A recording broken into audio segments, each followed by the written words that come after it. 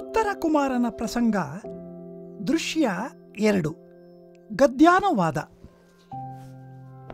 ಓಡಿ ಬರುತ್ತಿದ್ದ ಗೋಪಾಲಕನನ್ನು ನೋಡಿ ಊರಿನ ಜನರು, ನಿನ್ನೆಯೇ ಶತ್ರು ದಾಳಿಯು ಸುಲಭವಾಗಿ ಮುಗಿಯಿತಲ್ಲ, ಮತ್ತೆ ಯುದ್ಧದ ಸುದ್ದಿ ಏನು ಎಂದು ಆ ಗೊಲ್ಲನನ್ನು ಕೇಳಿದರು. ಆದರೆ ಭೀತಿಯಿಂದ ಸಂಕಟ ಪಡುತ್ತಿದ್ದ ಆ ಗೊಲ್ಲ, ಈ ಯುದ್ಧವೇನೂ ಚಿಕ್ಕದಲ್ಲ ಎಂದು ಹೇಳುತ್ತಾ ನಿಲ್ಲದೆ ಅರಮನೆಗೆ ಬಂದು ಸ್ತ್ರೀಯರ ಮಧ್ಯದಲ್ಲಿ ಮೆರೆಯುತ್ತಿದ್ದ ರಾಜಪುತ್ರ ಉತ್ತರನನ್ನು ನೋಡಿದ. ಭಯ ತುಂಬಿದ ಮುಖದ, ಹೆದರಿಕೊಂಡಿದ್ದ, ಏದುಸಿರು ಬಿಡುತ್ತಿದ್ದ, ತೊದಲು ಮಾತಾಡುತ್ತಿದ್ದ, ಬೆರಗಿನಿಂದ ಗಂಟಲು ಒಣಗಿ ಹೋಗಿದ್ದ, ಹೆದರಿ ನರಳುತ್ತಿದ್ದ ಆ ಗೊಲ್ಲನು ಸಭೆಗೆ ಬಂದು ವಿರಾಟನ ಮಗನ ಕಾಲಿಗೆ ಬಿದ್ದು ನಡೆದ ಸಂಗತಿಯನ್ನೆಲ್ಲ ಹೇಳತೊಡಗಿದ. ನೀನೀಗ ನಿನ್ನ ಶೌರ್ಯವನ್ನು ತೋರು. ಕೌರವರಾಯನು ಸೇನೆಯೊಂದಿಗೆ ಬಂದು ನಮ್ಮ ದನಗಳನ್ನೆಲ್ಲ ಸೆರೆ ಹಿಡಿದ. ಭೂಮಿಯ ಅಗಲದಲ್ಲಿ ಎಲ್ಲಿ ನೋಡಿದರೂ ಅವನ ಸೈನ್ಯವೇ ನಿಂತಿದೆ. ದಾಳಿಯೂ ಮುಂದುವರಿದು ಬರುತ್ತಿದೆ. ಈಗ ನಿನ್ನ ಸೈನ್ಯವನ್ನು ಸಿದ್ಧಪಡಿಸಿಕೊ. ರಾಜಕುಮಾರ, ಈ ಅಂತಃಪುರದ ಸ್ತ್ರೀಯರ ಗುಂಪನ್ನು ತೆಗೆಸು ಎಂದು ಪ್ರಾರ್ಥಿಸಿದ. ಆಗ ಉತ್ತರ ಕುಮಾರನು, ಎಲ್ಲವೋ, ಮೂಗಿನ ಮೇಲಿನ ಬಿಳುಪು ಏನಿದು? ಏದುಸಿರು ಬಿಡುತ್ತಾ ಏಕೆ ಬಂದೆ? ನಿನ್ನೆ ಯುದ್ಧದಲ್ಲಿ ನಮ್ಮ ತಂದೆ ಗೆದ್ದಿದ್ದನಲ್ಲವೇ? ಈಗ ಮತ್ತೆ ಏನಾಯಿತು? ಹೇಳು, ಹೆದರಬೇಡ. ಯುದ್ಧದ ವಿವರವಾದ ವಾರ್ತೆ ಏನೆಂದು ಹೇಳು ಎಂದು ಕೇಳಿದ. ಆಗ ಗೊಲ್ಲನು, ರಾಜಪುತ್ರ, ಕೌರವನ ಸೈನ್ಯವು ಉತ್ತರ ದಿಕ್ಕಿನಿಂದ ಬಂದು ನಮ್ಮ ದನಕರುಗಳನ್ನೆಲ್ಲ ಸೆರೆ ಹಿಡಿದಿದೆ. ಕೌರವರಾಜನು ತಾನೇ ಬಂದಿದ್ದಾನೆ. ಆತನ ನಾಯಕರು ಅಶ್ವತ್ಥಾಮ, ದ್ರೋಣ, ಭೀಷ್ಮ, ಶಕುನಿ, ವಿಕರ್ಣ, ಕರ್ಣ, ಜಯದ್ರಥ ಮೊದಲಾದವರು ಬಂದಿದ್ದಾರೆ. ಪ್ರಭು, ಆ ಸೈನ್ಯವು ಸಮುದ್ರದ ತಳದ ಮಳಿಲಿನಷ್ಟು ವಿಸ್ತಾರವಾಗಿದೆ. ಆ ಸೇನೆಯ ಪ್ರಮಾಣವನ್ನು ವಿವರಿಸಲು ನನಗೆ ತಿಳಿಯುವುದಿಲ್ಲ. ಪ್ರಭು, ಕಣ್ಣು ಎತ್ತೆತ್ತ ತಿರುಗಿದರೆ ಅಲ್ಲೆಲ್ಲ ಆನೆಯ ಗುಂಪು, ಯೋಧರ ಗುಂಪು, ಕುದುರೆಯ ರಾವುತರ ಗುಂಪು ಕಾಣುತ್ತವೆ. ಈ ಸೇನೆ ಸುತ್ತಲೂ ಹರಡಿಕೊಂಡಿದೆ. ಮನಸ್ಸು ಹರಿಯುವ ಕಡೆಯೆಲ್ಲ ಸೇನೆಯೇ ಹೊರತು ಬೇರೇನೂ ಕಾಣುವುದಿಲ್ಲ. ಒಡೆಯ, ಇದೇ ಕೌರವ ಸೇನೆ ಇರುವ ರೀತಿ. ಈ ಸೇನೆಯು ಭೂಮಿಯಷ್ಟು ವಿಸ್ತಾರವಿರುವ ಹಾಗೆ ಕಾಣಿಸುತ್ತಿದೆ. ಅದು ಭೂಮಿಯ ಮೇಲೆ ಹರಡಿದ ಪರದೆಯಂತಿದೆ. ತಾಳಗಳು, ಚಾಮರ, ಬೀಸಡಿಗೆ, ಧ್ವಜಗಳ ಸಮೂಹಗಳ ಮಧ್ಯ ತೂರುವ ಸೂರ್ಯನ ಕಿರಣದ ಮತ್ತು ಗಾಳಿಯ ಸೊಕ್ಕು ಹಾಸ್ಯಾಸ್ಪದವಾಗಿ ಕಾಣುತ್ತಿದೆ. ಆ ಕೌರವನ ಸೇನೆಯನ್ನು ವರ್ಣಿಸುವುದಕ್ಕೆ ನನಗೆ ಶಕ್ತಿಯಿಲ್ಲ. ರಾಜಕುಮಾರ, ಒಳಗೆ ಇದ್ದುಕೊಂಡು ಹೋರಾಡುತ್ತೇನೆ ಎಂದು ನೀನು ಹೇಳುವುದಾದರೆ ಕೂಡಲೇ ಕೋಟೆಯನ್ನು ಭದ್ರಪಡಿಸು. ಅಥವಾ ಹಿಂಜರಿಯದೆ ಯುದ್ಧ ಮಾಡುತ್ತೇನೆ ಎನ್ನುವುದಾದರೆ ಕೂಡಲೇ ಸೇನಾ ಸಮೇತನಾಗಿ ಯುದ್ಧಕ್ಕೆ ಹೊರಡು ಎಂದು ಗೋಪಾಲಕನು ಹೇಳಿದ. ಆಗ ಉತ್ತರ ಕುಮಾರನು ಜಂಬದಿಂದ ಎಡಬಲಗಳನ್ನು ನೋಡಿದನು. ಅಲ್ಲಿದ್ದವರೆಲ್ಲ ಹೆಂಗಸರು. ಮೀಸೆಯನ್ನು ತಿದ್ದಿಕೊಂಡನು. ತನ್ನ ಎದುರಿಗೆ ಇದ್ದ ಮೇಳದ ವಿಲಾಸಿನಿಯರ ಕಡೆ ನೋಡುತ್ತಾ ತನ್ನ ಪರಾಕ್ರಮವನ್ನು ಕೊಚ್ಚಿಕೊಳ್ಳಲು ಆರಂಭಿಸಿದ. ಈ ನಾಯಿಯನ್ನು ಆಚೆ ನೂಕು. ಯುದ್ಧಕ್ಕೆ ಹೆದರಿ ಈತ ತನ್ನ ಹೆಂಡಿರನ್ನು ಸಾಕುತ್ತಾ ಬದುಕಬೇಕೆಂಬ ಆಸೆಯಿಂದ ಓಡಿಬಂದು ವ್ಯರ್ಥವಾಗಿ ಮಾತನಾಡುತ್ತಿದ್ದಾನೆ. ನಾನು ಕೆರಳಿ ನಿಂತರೆ ಯುದ್ಧದಲ್ಲಿ ಪಿನಾಕಪಾಣಿಯಾದ ರುದ್ರನೂ ಕೂಡ ನನ್ನನ್ನು ಎದುರಿಸಲಾರ ಎಂದು ಹೆಂಗಸರ ಎದುರಿನಲ್ಲಿ ಉತ್ತರನು ಹೇಳಿದನು. ಆಗ ಗೋಪಾಲಕನು, ಜಿಯಾ, ಶತ್ರು ಸೇನೆ ಎಷ್ಟು ದೊಡ್ಡದಾಗಿದ್ದರೆ ಏನು, ನಿನಗೆ ಅದು ದೊಡ್ಡದೇ?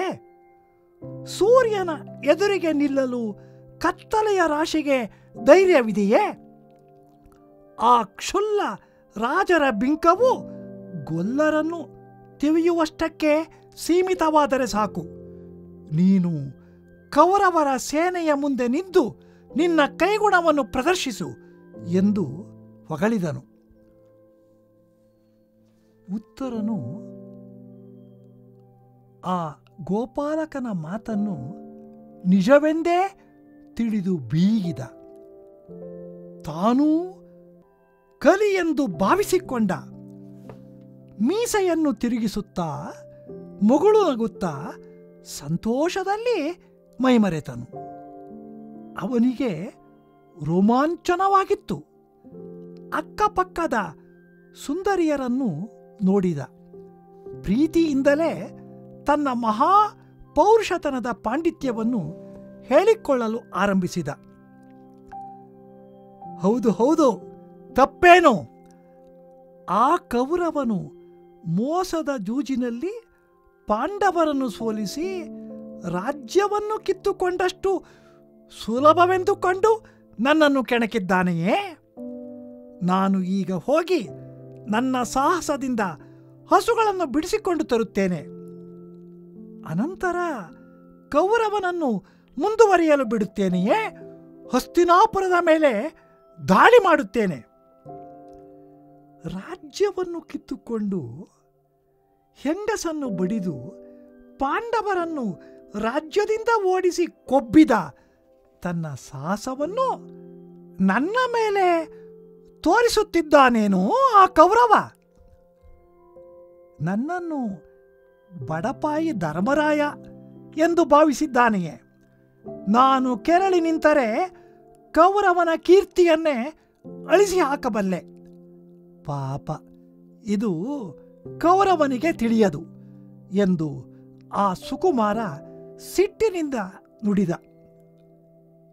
ಬಡ ಪಾಂಡವರನ್ನು ದೋಚಿದ ಗರ್ವದ ಕೊಬ್ಬು ಆ ಕೌರವನು ಯಮನ ಮನೆಯನ್ನು ಸೇರುವಂತೆ ಮಾಡುತ್ತದೆ.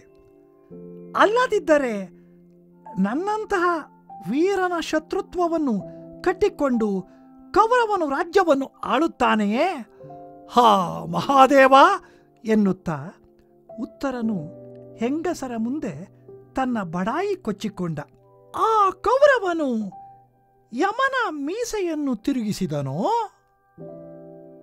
ಭೈರವನ ದಾಡೆಯನ್ನು ಅಲುಗಾಡಿಸಿದನೋ, ಮೃತ್ಯು ದೇವತೆಯ ಸೆರಗನ್ನು ಸೆಳೆದನೋ, ಸಿಂಹವನ್ನು ಕೆಣಕಿದನೋ, ನಮ್ಮ ಮೇಲೆ ಯುದ್ಧವನ್ನು ಮಾಡಲು ಪ್ರಯತ್ನಿಸಿ ಕೌರವನು ಮರುಳಾದನಲ್ಲ ಎಂದು ಉತ್ತರನು ಆ ಸುಂದರಿಯರ ಮುಖ ನೋಡುತ್ತಾ ಕೊಚ್ಚಿಕೊಂಡನು. ಆದರೆ ನಾನು ಯಾರೊಡನೆ ಹೋರಾಡಲಿ? ಕೆಲವರು ಬ್ರಾಹ್ಮಣರು, ಕೆಲವರು ವಯಸ್ಸಾದವರು, ಕೆಲವರು ಹೀನ ಕುಲದಲ್ಲಿ ಹುಟ್ಟಿ ಬಂದವರು. ಇವರು ನಿಜವಾದ ವೀರರೇ? ಇವರನ್ನು ಬಿಟ್ಟರೆ ಪ್ರಸಿದ್ಧರಾದವರು ಅವರಲ್ಲಿ ಇನ್ನು ಯಾರಿದ್ದಾರೆ ಎಂದು ಉತ್ತರನು ಅತಿಯಾದ ಗರ್ವದಿಂದ ಹೆಂಗಸರ ಎದುರಿಗೆ ಹೇಳಿದ. ರಾಜರು ಬಂದು ದನಕರುಗಳನ್ನು ಹಿಡಿಯುತ್ತಾರೆಯೇ? ಕೌರವನದು ಅಧಮರ ಕ್ಷುಲ್ಲಕ ಮನಸ್ಸಿನವರ ವ್ಯಕ್ತಿತ್ವದಂತೆ ಕಾಣುತ್ತದೆ. ಕೊನೆಗೆ ಅವನಿಗೆ ಕೆಟ್ಟ ಹೆಸರು ಮಾತ್ರ ಉಳಿಯುತ್ತದೆ. ಅವನು ಗೋಸಂಪತ್ತನ್ನು ಕದ್ದುಕೊಂಡು ಹೋಗಲು ನಾನು ಬಿಡುವುದಿಲ್ಲ. ನನ್ನೊಡನೆ ಯುದ್ಧ ಮಾಡಿ ಯಾವನು ತಾನೇ ಬದುಕಬಲ್ಲ ಎಂದು ಹೇಳಿದ ಉತ್ತರನು ಕೈಯಲ್ಲಿದ್ದ ಕತ್ತಿಯನ್ನು ಝಳಪಿಸಿದ. ನಾನು ಆ ದುಷ್ಟ ಕೌರವನನ್ನು ಭಂಗಿಸುತ್ತೇನೆ. ಅನಂತರ ಹಸ್ತಿನಾಪುರದೊಳಗೆ ವಾಸ್ತವ್ಯ ಹೂಡುತ್ತೇನೆ. ಕೌರವರ ಸೇನೆಯನ್ನು ಧೂಳೀಪಟ ಮಾಡಿ ಇಲ್ಲವೆನ್ನಿಸಿ ಬಿಡುತ್ತೇನೆ.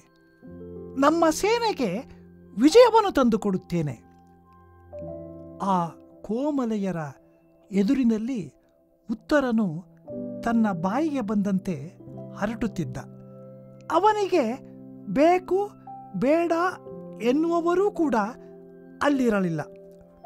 ಆಹಾ, ಆ ಭೀಷ್ಮ ನನಗೇನು ಗೊತ್ತಿಲ್ಲವೇ?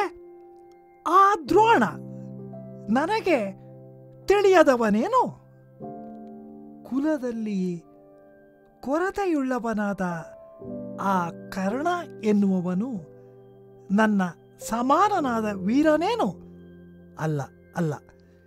ಈ ಕೌರವರು ಬರಿಯ ಬಯಲ ಆಡಂಬರದಿಂದ ಬರಿಯ ದನಗಳನ್ನು ಹಿಡಿದುಕೊಂಡಿದ್ದಾರೆ. ನಾನು ಅವರುಗಳ ಹೆಂಡತಿಯರನ್ನು ಸೆರೆ ಹಿಡಿದು ತರದೆ ಬಿಡುವುದಿಲ್ಲ ಎಂದು ನಾರಿಯರ ಮುಂದೆ ಉತ್ತರ ತನ್ನ ಜಂಬವನ್ನು ಕೊಚ್ಚಿಕೊಂಡ.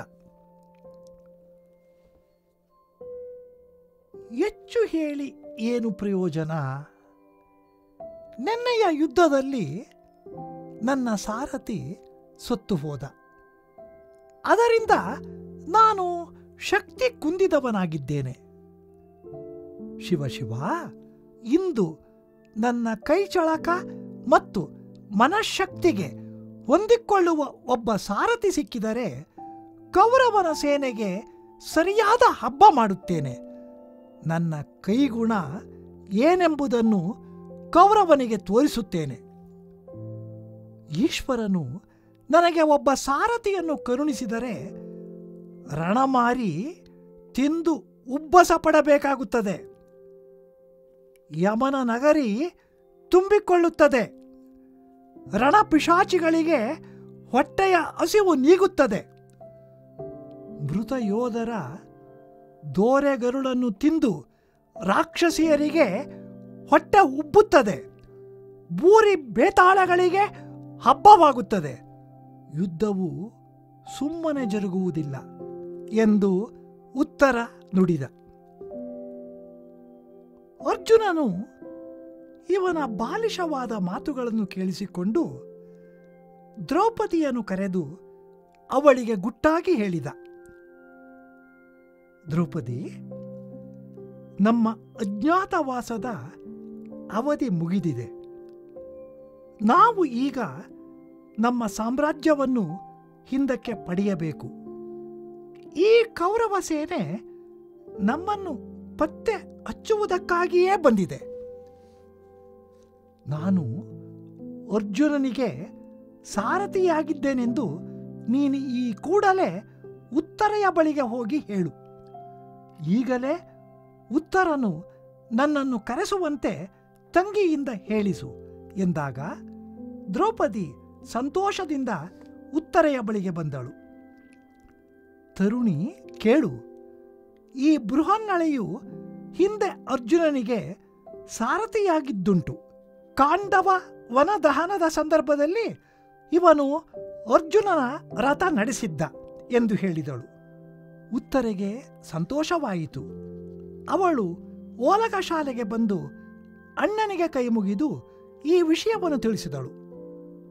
ಅಣ್ಣ, ಸಾರಥಿಯನ್ನು ಪತ್ತೆ ಮಾಡಿ ಅವನ ವಿಷಯವನ್ನು ಕೇಳಿ ತಿಳಿದಿದ್ದೇನೆ. ನೀನು ಈಗ ಧೈರ್ಯವಾಗಿ ಯುದ್ಧ ಭೂಮಿಗೆ ತೆರಳಬಹುದು. ಕೌರವ ರಾಜರುಗಳನ್ನು ಗೆದ್ದು ಬಾ ಎಂದಾಗ ಉತ್ತರ ನಗುತ್ತಾ ಅವಳನ್ನು ಕೇಳಿದ. ತಂಗಿ, ಹೇಳು ತಾಯಿ, ನಿನಗೆ ಈ ಸಂಗತಿಯನ್ನು ಹೇಳಿದವರು ಯಾರು? ಅವನು ಸಾರಥಿತನದಲ್ಲಿ ಪರಿಶ್ರಮವುಳ್ಳವನೇ? ಹಾಗಿದ್ದರೆ ಒಳ್ಳೆಯದು. ನಾನು ಯುದ್ಧ ಭೂಮಿಯಲ್ಲಿ ವಿಜಯಿಯಾಗುತ್ತೇನೆ. ನಿನ್ನಾಣೆ ನನ್ನ ಅದ್ಭುತವಾದ ಶೌರ್ಯವನ್ನು ಉಳಿಸಿದೆ. ಹೇಳು ಹೇಳು ಎಂದ. ಆಗ ಉತ್ತರೆಯು, ದೇವೇಂದ್ರನ ಕಾಂಡವವನವನ್ನು ಸುಡುವಾಗ ಈ ಬೃಹನ್ನಳೆಯು ಪಾರ್ಥನಿಗೆ ಸಾರಥಿಯಾಗಿದ್ದನಂತೆ. ಹಾಗೆಂದು ಈ ಸೈರಂಧ್ರಿ ಹೇಳಿದಳು. ಆದರೆ ನಮಗೆ ಇದು ಗೊತ್ತಿರಲಿಲ್ಲ. ಈಗ ತಡ ಮಾಡದೆ ನಮ್ಮ ಬೃಹನ್ನಳೆಯನ್ನು ಇಲ್ಲಿಗೆ ಕರೆಸು ಎಂದು ಉತ್ತರ ಹೇಳಿದಳು. ಆಗ ನಗುತ್ತಾ ಅತಿಯಾದ ಉತ್ಸಾಹದಿಂದ ಉತ್ತರನು ಸೈರಂಧ್ರಿಗೆ ಹೀಗೆ ಹೇಳಿದ. ಸೈರಂಧ್ರಿ, ಸಾರಥಿಯನ್ನು ಕೊಟ್ಟು ನೀನು ನನ್ನನ್ನು ಕಾಪಾಡಿದ್ದೀಯೆ. ನಿನ್ನದು ಒಳ್ಳೆಯ ಸಲಹೆ. ನಾನು ಯುದ್ಧಕ್ಕೆ ತಡ ಮಾಡದೆ ಹೋಗಿ ಕೌರವನನ್ನು ಎದುರಿಸಿ ಯುದ್ಧ ಮಾಡಿ ಅವನ ಕರುಳನ್ನು ಬಗೆಯುತ್ತೇನೆ. ಸೈರಂಧ್ರಿ, ನೀನೇ ಹೋಗಿ ಪಾರ್ಥನ ಸಾರಥಿಯನ್ನು ಕರೆದುಕೊಂಡು ಬಾ ಎಂದು ಕೇಳಿಕೊಂಡ. ಆಗ ಸೈರಂಧ್ರಿಯು, ಆ ವೀರ ಬೃಹನ್ನಳೆ ನಮ್ಮ ಮಾತಿಗೆ ಅಷ್ಟಾಗಿ ಗೌರವ ಕೊಡುವುದಿಲ್ಲ. ಆದ್ದರಿಂದ ನಿಮ್ಮ ತಂಗಿಯನ್ನು ಕಳಿಸಿ ಬೃಹನ್ನಳೆಯನ್ನು ಕರೆಸಿಕೊಳ್ಳಿ ಎಂದಳು. ಆಗ ಉತ್ತರನು ತಂಗಿಯನ್ನು ಕುರಿತು, ನೀನೇ ಹೋಗಿ ಸಾರಥಿಯನ್ನು ಕರೆದುಕೊಂಡು ಬಾ ಎಂದು ಕೇಳಿಕೊಂಡ. ಉತ್ತರೆಯು ಒಪ್ಪಿ ಮನ್ಮಥನ ಮರಿಯಾನೆಯಂತೆ ಗಂಭೀರವಾಗಿ ನಡೆದುಕೊಂಡು ಹೋದಳು. ಅರ್ಜುನನು ಉತ್ತರ ಕುಮಾರಿಯು ಬಂದುದನ್ನು ನೋಡಿ, ಏನಿದು ಉತ್ತರೆ? ಬಹಳ ವೇಗವಾಗಿರುವ ನಿನ್ನ ನಡಿಗೆಯು ನೀನು ಏನೋ ಭಾರಿಯ ಕೆಲಸದ ಮೇಲೆ ಬಂದಿರುವುದನ್ನು ಸೂಚಿಸುತ್ತದೆ.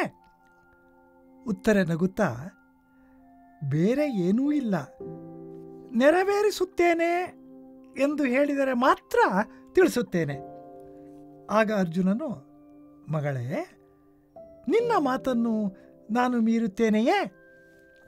ಉತ್ತರೆ, ಏನಿಲ್ಲ, ಹಸ್ತಿನಾವತಿಯ ರಾಜ ಕೌರವ ಮತ್ತು ಅವನ ಸಾಮಂತರು ನಮ್ಮ ಊರಿನ ಮೇಲೆ ದಂಡೆತ್ತಿ ಬಂದಿದ್ದಾರಂತೆ.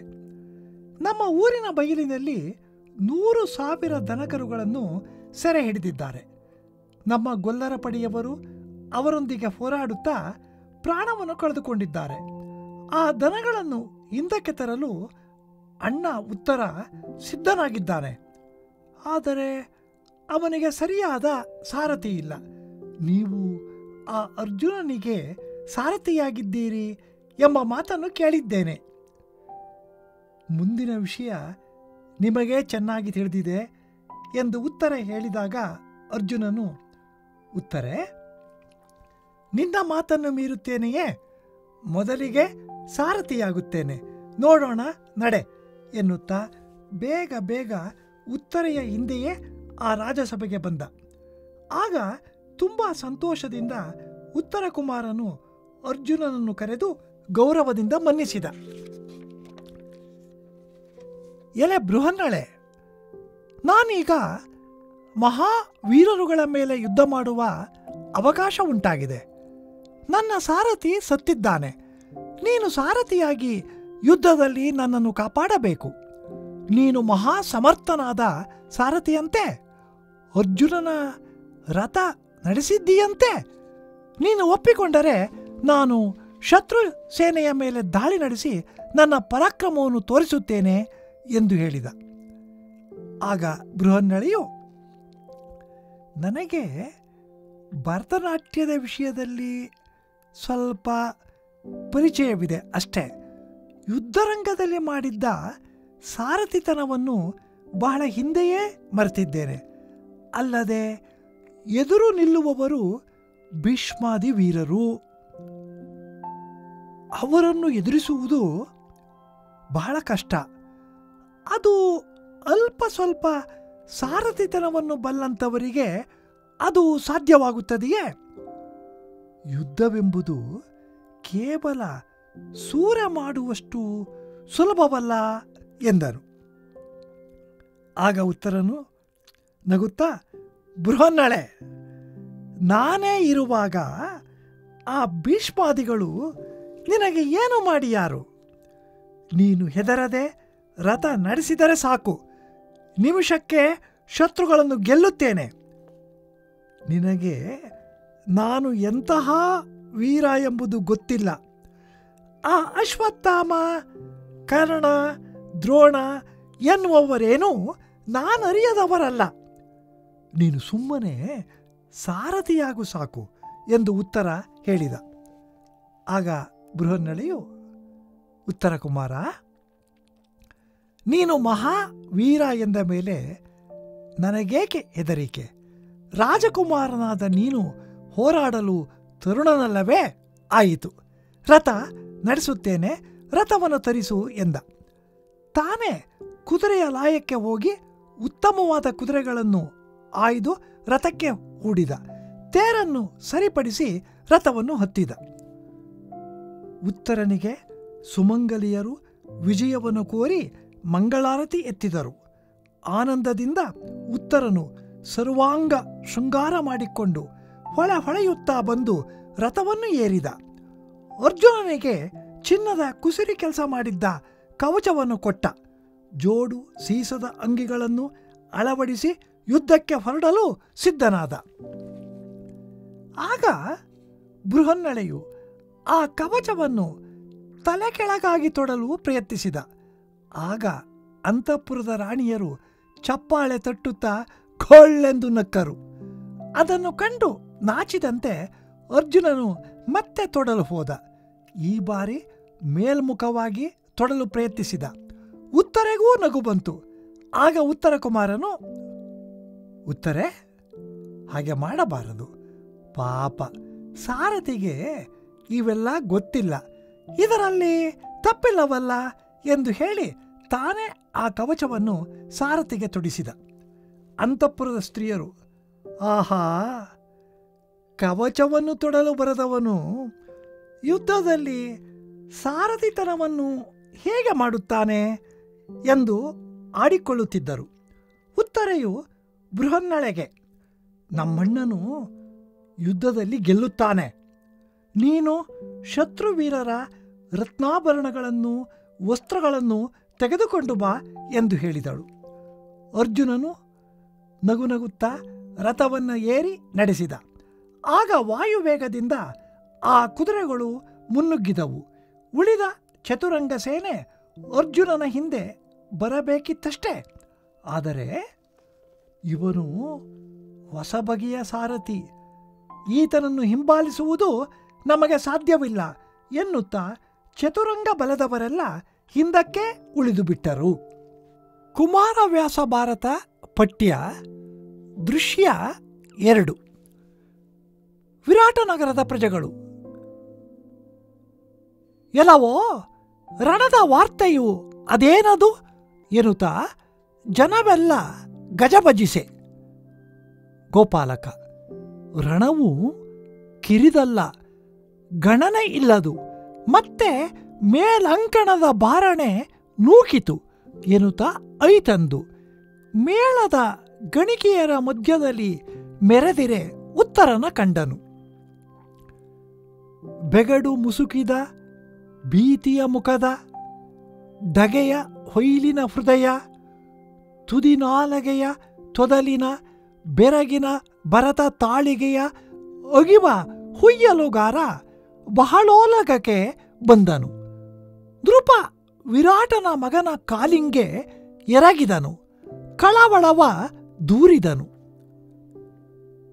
ಏಳು ಮನ್ನಯ್ಯ, ಗಂಡನಾಗು, ನೃಪಾಲ ಕೌರವರಾಯ ತುರುಗಳ ಕೋಳ ಹಿಡಿದನು. ಧರಣಿಯಗಲದಲ್ಲಿ ಸೇನೆ ಬಂದುದು, ದಾಳಿ ಬರುತ್ತಿದೆ, ನಿನ್ನಾಳು ಕುದುರೆಯ ಕರೆಸಿಕೋ, ರಾಣಿವಾಸದ ಗೂಳೆಯವ ತೆಗೆಸು ಎಂದು ಭಿನ್ನಹದ ಬಿರುಬ ನುಡಿದನು. ಆಗ ಉತ್ತರ ಕುಮಾರನು ಅವನನ್ನು ಕೀಳಾಗಿ ಕಾಣುತ್ತಾ, ಏನೆಲ್ಲವೋ, ತುದಿ ಮೂಗಿನಲ್ಲಿ ಬಿಳುಪೇನು ಡಗೆ ಹೊಯ್ದು ಏಕೆ ಬಂದೆ? ಇದೇನು? ನಿನ್ನಿನ ರಣವನು ಅಯ್ಯನು ಗೆಲಿದುದು ಏನಾಯಿತು? ಇನ್ನು ಏನು ಭಯಬೇಡ, ಅದೇನು ಕಲಹ ನಿಧಾನ ವಾರ್ತೆ. ಗೋಪಾಲಕ: ಜಿಯ ಭಿನ್ನಹ ಕುರುಸೇನೆ ಬಂದುದು. ರಾಯ ತಾನು ಐತಂದನು. ಆತನ ನಾಯಕರು ಗುರುಸುತನು, ಗುರು, ಗಾಂಗೇಯ, ಶಕುನಿ, ವಿಕರ್ಣ, ಕರ್ಣ, ಜಯದ್ರಥಾದಿಗಳು. ಬಡಗ ದಿಕ್ಕಿನಲ್ಲಿ ತುರುವ ಹಿಡಿದರು. ತಾಯಿ ಮೊಳಲ ಅಂಬುದಿಗೆ ದಳದ ತೆರಳಿಕೆ. ಮೋಹರದ ಆಯತವ ಹೊಕ್ಕು ಹೊಗಳುವರೆ ನಾನೆತ್ತ ಬಲ್ಲೆನು. ಎತ್ತ ಆಲಿಗಳ ದುವ್ವಾಳಿಸುವಡೆ ಅತ್ತಲೂ ಆನೆಯ ತಟ್ಟು. ಕಾಲಾಳ್ ಒತ್ತರದ ರಣವಾಜಿ. ರೂಢಿಯ ರಾಯ ರಾವುತರು ಸುತ್ತ ಬಳಸುವುದು. ಎತ್ತ ಮನ ಹರಿವತ್ತ ಮೋಹರವಲ್ಲದೆ ಅನ್ಯವ ಮತ್ತೆ ಕಾಣೆನು. ಜಿಯ ಇದು ವೈರಿ ವಾಹಿನಿಯ ಅದನ. ಪಡಿ ನೆಳಲನ್ನು ಒಡ್ಡಿದರೋ ಮೇಣ್ ಅವನಿಯ ದೊಡ್ಡಿಯೋ ಎನ್ನಲು ಚಮರ ಸೀಗುರಿಗಳ ಪತಾಕೆಯಲ್ಲಿ ಜಲ್ಲರಿಯೊಡ್ಡು ತುಳಿದುದು. ಅಡ್ಡ ಹಾಯ್ದು ಇನಕೆರಣ ಪವನನ ಕಡ್ಡತನ ನಗೆಯಾಯಿತು. ಕೌರವನ ಒಡ್ಡನು ಅಭಿವರ್ಣಿಸುವಡೆ ಒರಿಯನು. ಜಿಯ ಕೇಳು, ಒಳಗೆ ನೀ ಕಾದುವಡೆ ದುರ್ಗವ ಬಲಿಸು. ಭವರಕ್ಕೆ ಹಿಂದುಗಳೆಯದೆ ನಿಲ್ಲುವ ಮನ ನಿನಗೆ ಈಗಲೂ ಉಂಟೆ, ನಡೆಯಬೇಕು ಎನ್ನಲು ಉತ್ತರ ಕೆಲಬಲನ ನೋಡಿದನು. ಮೀಸೆಯನು ಅಲುಗಿದನು. ತನ್ನಿದಿರ ಮೇಳದ ಲಲನೆಯರ ಮೊಗ ನೋಡುತ್ತಾ ಬಿರುದ ಕೆದರಿದನು. ಕುನ್ನಿಯನು ನೂಕು. ತಾನೀಗ ಆಹವದ ಬೀತಾಕುಳನು. ಇವನು ಹೆಂಡಿರ ಸಾಕಿ ಬದುಕುವ ಲೌಲ್ಯತೆಯಲ್ಲಿ ಒಟ್ಟೈಸಿ ಬಂದು ಎನಗೆ ಕಾಕ ಬಳಸುವನು. ತಾನು ಉದ್ರೇಕಿಸಿಯೇ ನಿಲ್ಲಲು ಸಮರದಲ್ಲಿ ಪಿನಾಕಧರನಿಗೆ ನೂಕದು ಎಂದನು ಸತಿಯರ ಇದಿರಿನಲ್ಲಿ.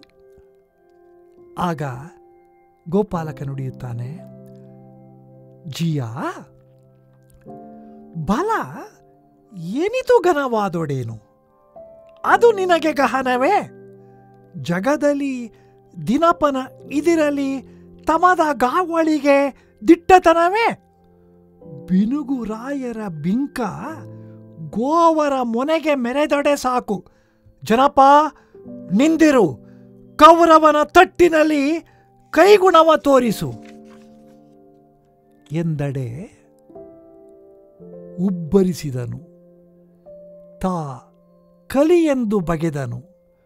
ಮೀಸೆಯನ್ನು ಬೆರಳಿಂದ ತಿರುಹುತ ಮುಗುಳುನಗೆ ಹರುಷದಲ್ಲಿ ಮೈಮರೆದ. ರೋಮಾಂಚ ಸಂದಣಿಸಿ ಕೆಲ ಬಲದ ಇಂದುಮುಖಿಯರ ನೋಡಿದನು. ತನ್ನ ಪೌರುಷತನದ ಪರಿಣತೆಯ ನೆಲವಿಂದ ನುಡಿದನು. ಈಗ ಉತ್ತರ ಕುಮಾರ ತನ್ನ ಪೌರುಷತನವನ್ನು ಬಣ್ಣಿಸತೊಡಗುತ್ತಾನೆ. ಹೌದೌದು, ತಪ್ಪೇನು?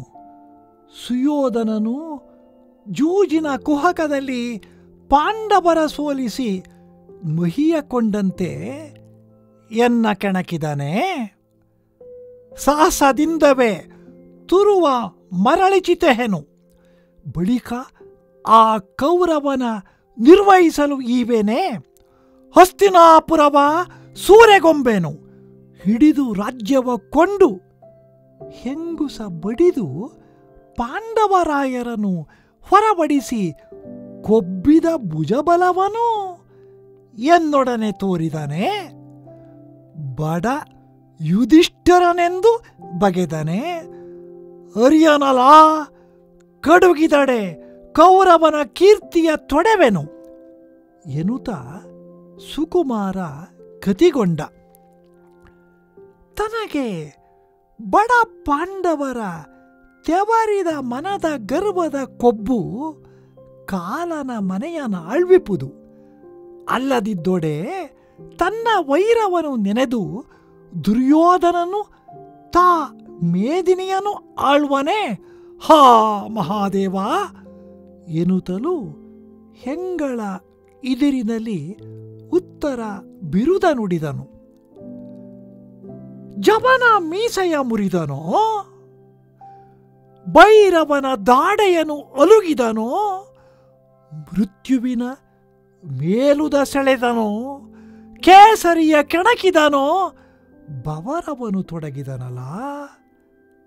ಅಕಟ ಕೌರವನು ಮರುಳಾದನು ಎಂದು ಆ ಯುವತಿಯರ ಮೊಗ ನೋಡುತ್ತಾ ಉತ್ತರ ಬಿರುದ ಕೆದರಿದನು. ಆರೊಡನೆ ಕಾದುವೆನು, ಕೆಲಬರು ಹಾರುವರು, ಕೆಲರು ಅಂತಕನ ನೆರವೂರವರು, ಕೆಲರು ಅಧಮ ಕುಲದಲ್ಲಿ ಸಂದು ಬಂದವರು, ವೀರರು ಎಂಬವರು ಇವರು. ಮೇಲೆ ಇನ್ನು 6 ಹೆಸರುಂಟು ಅವರೊಳು ಎಂದು ಕುಮಾರ ಹೆಂಗಳ ಇದಿರಿನಲ್ಲಿ ನೆಣಗೊಬ್ಬಿನಲ್ಲಿ ನುಡಿದನು. ಪೊಡವಿಪತಿಗಳು ಬಂದು ತುರುಗಳ ಹಿಡಿವರೆ, ಲೋಕದಲ್ಲಿ ಅಧಮರ ಬಡಮನದ ಮನ್ನಯರ ಮೈಸಿರಿ ಕೌರವನೊಳು ಆಯಿತು. ಕಡೆಗೆ ದುರ್ಯಶವು ಉಳಿಯುವುದು. ಅಲ್ಲದೆ ಗೋಧನವನು ಬಿಡುವೆನೆ ಎನ್ನಳು ತೊಡಕಿ ಬದುಕುವನು ಆವನು ಎಂದು ಖಂಡೆಯವ ಜಡಿದು ಖಳನ ಮುರಿವೆನು. ಹಸ್ತಿನಾಪುರದೊಳಗೆ ಠಾಣಾಂತರವನು ಇಕ್ಕುವೆ, ಕೌರವನ ಸೇನೆಯ ಧೂಳೀಪಟ ಮಾಡಿ ತೊಲಗಿಸುವೆ, ಗೆಲವತಹೇನು ಎಂದು ಕೋಮಲೆಯರ ಇದಿರಿನಲ್ಲಿ ಉತ್ತರನು ಬಾಯಿಗೆ ಬಂದುದ ಗಳವುತ್ತಿದ್ದನು. ಬೇಕು ಬೇಡ ಎಂಬವರ ನಾಕಾಣೆ. ಅರಿಯೇನೆ ಗಾಂಗೇಯನನು, ತಾನು ಅರಿಯದವನೇ ದ್ರೋಣ, ಕುಲದಲ್ಲಿ ಕೊರತೆ ಎರಿಸುವ ಕರ್ಣನ್ ಎಂಬವನು ಎನಗೆ ಸಮಬಲನೆ. ಬರಿಯ ಬಯಲಾಡಂಬರದಿ ಬರಿ ತುರುವ ಹಿಡಿದೊಡೆ ತನ್ನ ಹೆಂಡಿರ ಸೆರೆಯ ತಾರದೆ ಮಾಣೆನು ಎಂದನು ನಾರಿಯರ ಮುಂದೆ. ಇನ್ನು ನುಡಿದು ಫಲವೇನು? ನಿನ್ನಿನ ಭವರದಲ್ಲಿ ಸಾರಥಿ ಮಡಿದ. ಶಿವ ತಾನು ಉಡುಹನಾದೆನು. ಇಂದು ಎನ್ನ ಕೈಮನಕ್ಕೆ ಗಡಣಿಸುವ ಸಾರಥಿಯನು ಒಬ್ಬನ ಪಡೆದನಾದಡೆ ಕೌರವೇಂದ್ರನ ಪಡೆಗೆ ಹಬ್ಬವ ಮಾಡುವೆನು, ಕೈಗುಣವ ತೋರುವೆನು. ಸಾರಥಿಯ ಶಿವ ಕೊಟ್ಟನಾದಡೆ ಮಾರಿಗೆ ಉಬ್ಬಸವಾಗದೆ, ಅಂತಕನ ಊರು ತುಂಬದೆ, ರಣಪಿಶಾಚರಿಗೆ ದೋರೆ ಕರುಳಲ್ಲಿ ದೊಳ್ಳು ನೂಕದೆ, ದಾನವಿಯರ ಒಡಲು ಏರು ಹೊತ್ತದೆ, ಬೂರಿ ಬೇತಾಳರಿಗೆ ಹಬ್ಬವಾಗದೆ ರಣ ಬರಿದೆ ಹೋಹುದೆ ಎಂದ. ಕಲಿಪಾರ್ಥನು ಈತನ ಬಾಲ ಭಾಷೆಗಳೆಲ್ಲವನ್ನೂ ಕೇಳಿದನು. ಪಾಂಚಾಲೆಗೆ ಎಕ್ಕಟಿ ನುಡಿದ. ನಾವು ಇನ್ನು ಇಹುದು ಮತವಲ್ಲ, ಕಾಲ ಸವೆದುದು. ನಮ್ಮ ರಾಜ್ಯದ ಮೇಲೆ ನಿಲುಕಲು ಬೇಕು. ಕೌರವರ ಆಳು ನವಗೋಸುಗವೇ ಬಂದುದು. ಕಾಂತೆ ಕೇಳು, ನರನ ಸಾರಥಿಯೆಂದು ನೀನು ಉತ್ತರೆಗೆ ಸೂಚಿಸಿ ತನ್ನನ್ನು ಈಗಲೇ ಕರೆಸು ಎನ್ನಲು ಕೈಕೊಂಡು ದ್ರುಪದಿ ಒಲವಿನಲ್ಲಿ ಬಂದಳು. ಸೈರಂಧ್ರಿ ಉತ್ತರೆಗೆ, ತರುಣಿ ಕೇಳು, ವರ ಬೃಹನ್ನಳೆ ಅರ್ಜುನನ ಸಾರಥಿ. ಇವ ತಾನು ಕಾಂಡವ ಅಗ್ನಿಯ ಹೊರೆದನು. ಉತ್ತರ ಕೇಳಿ ಹರುಷಿತೆಯಾದಳು. ಲೋಲ ಲೋಚನೆಯು ಓಲಗಕ್ಕೆ ಬಂದು ಅಣ್ಣನ ಅಂಗಿರಿಗೆ ಎರಗಿ ಕೈ ಮುಗಿದು ಈ ಹದನ ಎಂದಳು. ಅಣ್ಣದೇವ, ಸಾರಥಿಯ ನೆಲೆಯನ್ನು ಕೇಳಿದೆನು. ಕಾಳಗಕ್ಕೆ ನಡೆ, ನೃಪಾಲಕರ ಜಯಿಸು ಎಂದಡೆ ಉತ್ತರ ನಗುತ ಬೆಸಗೊಂಡ. ತಂಗಿ, ಹೇಳವು ತಾಯೇ, ನಿನಗೆ ಈ ಸಂಗತಿಯನ್ನು ಆರು ಎಂದರು? ಅವನು ಸಾರಥಿತನದ ಕೈಮೆಯಲ್ಲಿ ಅಂಗವಣೆಯುಳ್ಳವನೇ? ಮಂಗಳವಲೆ, ಬಳಿಕ ನಿನ್ನಾಣೆ ರಣದಳು ಅಭಂಗನಹೆ. ತನ್ನಯ ತುಂಗ ವಿಕ್ರಮತನವನು ಉಳಿಹಿದೆ, ಹೇಳು ಹೇಳು. ಉತ್ತರೆ, ಈ ಅದನ ನಾವು ಅರಿಯೆವು. ಈ ಸೈರಂಧ್ರಿ ಎಂದಳು. ಸುರಪನ ನಂದನವ ಸುಡುವಂದು ಪಾರ್ಥನ ಮುಂದೆ ಸಾರಥಿಯಾದ ಗಡ. ಹಿಂದುಗಳಿಯದೆ ನಮ್ಮ ಬೃಹನ್ನಳೆಯನು ಕರೆಸು ಏನೇ ನಗುತ ಲೇಸಾಯಿತು ಎಂದು ಪರಮ ಉತ್ಸಾಹದಲ್ಲಿ ಸೈರಂಧ್ರಿಗೆ ಇಂತೆಂದ. ಸಾರಥಿಯ ಕೊಟ್ಟು ಎನ್ನನು ಉಳುಹಿದೆ, ವಾರಿಜಾನನೇ ಲೇಸು ಮಾಡಿದೆ. ಕೌರವನ ತನಿಗರುಳ ಬಗೆವೆನು, ತಡವ ಮಾಡಿಸದೆ ನಾರಿ, ನೀನೇ ಹೋಗಿ ಪಾರ್ಥನ ಸಾರಥಿಯ ತ. ಆಗ ಸೈರಂಧ್ರಿ ಉತ್ತರ ಕುಮಾರನಿಗೆ ಹೀಗೆ ಹೇಳುತ್ತಾಳೆ, ನಮ್ಮನು ವೀರ ಬಗೆಯನು, ನಿಮ್ಮ ತಂಗಿಯ ಕಳುಹಿ ಕರೆಸುವುದು. ಉತ್ತರ ಕುಮಾರ ಉತ್ತರೆಗೆ, ತಾಯೇ, ನೀನೇ ಹೋಗಿ ಸೂತನ ತ ಎನ್ನಲು ಕೈಕೊಂಡು ಕಮಲದಳಾಯತಾಕ್ಷಿ ಮನೋಭವನ ಮರಿಯಾನೆಯ ಅಂದದಲ್ಲಿ ರಾಯ ಕುವರಿ ನವಾಯಿ ಗತಿ ಗುರುವಾಯಿಯಲಿ ಬರವ ಕಂಡನು ಪಾರ್ಥನು. ಏನು ಉತ್ತರ ಕುಮಾರಿ, ಕಠೋರ ಗತಿಯಲ್ಲಿ ಬರವು ಭಾರಿಯ ಕಾರ್ಯವ ಸೂಚಿಸುವುದು ಎನ್ನಲು ನಗುತ್ತಾ, ಬರವು ಬೇರೆ ಇಲ್ಲ ಎನ್ನ ಮಾತನು ಹುರುಳು ಕೆಡಿಸದೆ ಸಲಿಸುವಡೆ ನಿಮಗೆ ಅರುಹಿದಪೆನು. ಮೀರಬಲ್ಲನೆ ಮಗಳೇ, ಹೇಳು. ಆಗ ಉತ್ತರೆ, ಹಸ್ತಿನಾಪುರದ ಅರಸುಗಳು ಪುರಕ್ಕೆ ಹಾಯ್ದರು. ಹೊಲನೊಳಗೆ 100,000 ತುರುಗಳ ಹಿಡಿದರು. ಗೋಪಪಡೆ ಒಳಿದುದು ಕಾದಿ ಮರಳಿಚುವಡೆ ಎಮ್ಮಣ್ಣದೇವನ ದುರಕ್ಕೆ ಸಾರಥಿ ಇಲ್ಲ. ನೀವು ಆ ನರನ ಸಾರಥಿ ಎಂದು ಕೇಳಿದೆವು, ಇನ್ನು ನೀವೇ ಬಲ್ಲಿರಿ.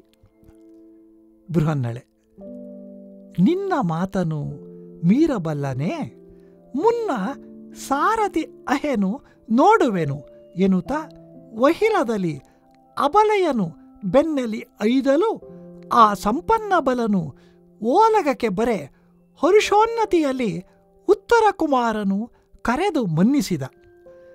ಎಲೆ ಬೃಹನ್ನಳೆ, ಎನಗೆ ಅಗ್ಗಳೆಯರೊಳು ವಿಗ್ರಹವು ತೆತ್ತುದು. ಎನ್ನವ ಸಾರಥಿ ಅಳಿದನು. ಸಮರದಲ್ಲಿ ನೀನು ಸಾರಥಿಯಾಗಿ ಉಳುಹ ಬೇಹುದು. ಪುಲಗುಣನ ಸಾರಥಿಯಲೈ ನೀ ಸಮರ್ಥನು. ನೀನು ಒಲಿದು ಮೆಚ್ಚಲು ಸೇನೆಯಲ್ಲಿ ಕಾದಿ ತೋರುವೆನು. ಆಗ ಬೃಹನ್ನಳೆ, ನಮಗೆ ಭರತವಿದ್ಯಾ ವಿಷಯದಲ್ಲಿ ಪರಿಚಯತನ ಅಲ್ಲದೆ ಹಲವು ಕಾಲದಲ್ಲಿ ಈ ಸಂಗರದ ಸಾರಥಿತನವ ಮರೆದೆವು. ಉರಿಭಟರು ಭೀಷ್ಮಾದಿಗಳು ನಿಲಲು ಅರಿದು ಸಾರಥಿತನದ ಕೈಮನ ರಣಸೂರೆಯಲ್ಲಿ ಬರಡರಿಗೆ ದೊರೆಕೊಂಬುದೇ. ಉತ್ತರ ಕುಮಾರ: ಆನು ಇರಲು ಭೀಷ್ಮಾದಿಗಳು ನಿನಗೆ ಏನ ಮಾಡಬಲ್ಲರು? ಅಳುಕದೆ ನೀನು ನಿಲು ಸಾಕು. ಅವರುಗಳ 1 ನಿಮಿಷಕ್ಕೆ ಗೆಲುವೆನು. ತಾನು ಅದು ಆರೆಂದು ಅರಿಯಲಾ? ಗುರುಸೂನು ಕರ್ಣ ದ್ರೋಣರು ಎಂಬವರು ಆನು ಅರಿಯದವರಲ್ಲ. ಸಾರಥಿಯಾಗು ಸಾಕು. ಬೃಹನ್ನಳೆ ಉತ್ತರ ಕುಮಾರನಿಗೆ ಈ ರೀತಿ ಹೇಳುತ್ತಾನೆ: ವೀರನು ಅಹೇ, ಬಳಿಕ ಏನು? ರಾಜಕುಮಾರನು ಇರಿವೊಡೆ ಹರೆಯವಲ್ಲ. ಸಾರಥಿತನವ ಮಾಡಿ ನೋಡುವೆ, ರಥವ ತರಿಸು. ಕಲಿಪಾರ್ಥ ವಾರುವದ ಮಂದಿರದಲ್ಲಿ ಆಯ್ದು ಚಾರು ತುರಗಾವಳಿಯ ಬಿಗಿದನು. ತೇರ ಸಂವರಿಸಿದನು, ರಥವ ಏರಿದನು. ನಿಖಿಳಾಂಗನೆಯರು ಉತ್ತರೆಗೆ ಮಂಗಳಾರತಿಯ ಎತ್ತಿದರು. ನಿಜ ಸರ್ವಾಂಗ ಶೃಂಗಾರದಲ್ಲಿ ಹೊಳೆಬುತ್ತ ಬಂದು ರಥವೇರಿ ಹೊಂಗೆಲ ಸಮಯ ಕವಚವನು ಪಾರ್ಥಂಗೆ ಕೊಟ್ಟನು.